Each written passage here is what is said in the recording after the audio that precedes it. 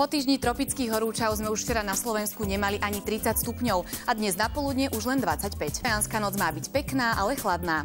Rada sa s vami opäť vidím. Krásny večer. V chladnejšom vzduchu sa k nám od západu presúva tlaková výš. Zajtra už bude nad Ukrajinou. U nás sa mierne oteplí, ale už v pondelok príde od západu ďalší studený front. Stabilné, slnečné, práve letné počasie sa udržiava v Stredomorí. Na Pyrenejskom poloostrove zajtra vystúpi teplota vzduchu na 38 stupňov. Vo Francúzsku tiež bude slnečno, ale zatiaľ len od 19 stupňov v Paríži, po 32 na Riviere. Pršať má v Nemecku aj v Poľsku pri teplote 23 až 26 stupňov. V Karpatskej oblasti má byť slnečno. O niečo ešte krajšie a hlavne teplejšie počasie očakávame v Jadranskej oblasti. Po poludňajších hodinách sa tam oteplí na 28 až 31 stupňov. V Taliansku bude do 30. Pozrime si mapu nášho územia. V noci jasno alebo len malá oblačnosť. Nad ránom sa ojedinele bude vytvárať hmla. Teplota vzduchu poklesne pred východom slnka väčšinou na 14 až 9 stupňov. Na juhu a juhovýchode môže byť aj teplejšie, prevažne len slabý vietor. V nedeľu má byť pekné slnečné počasie s malou kopovitou oblačnosťou. Len v oblasti Tatier ojedinele prehánky.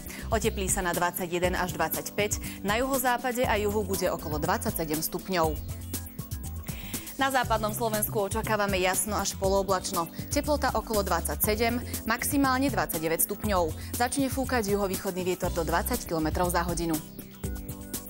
Na strednom Slovensku bude väčšinou polooblačno, pri prechodne zväčšenej oblačnosti ojedinelé prehánky. Oteplí sa na 24, na juhu na 27 stupňov a slabý južný vietor.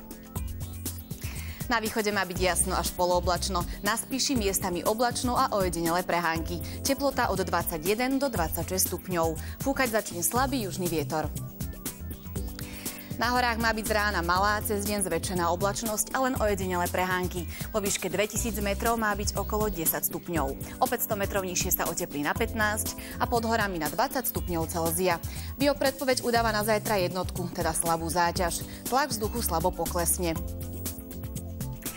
Nasledujúci týždeň sa začne dažďom a skončí sa horúcim letným počasím. Teplota vzduchu sa z letných hodnôt opäť posunie a zdvihne na tropické teploty, teda 30 stupňov a viac. To je odo mňa všetko. Budem rada, ak zostanete s nami. Ja sa na vás teším aj zajtra. Želám krásny večer a najmenším dobrú noc. Dovidenia.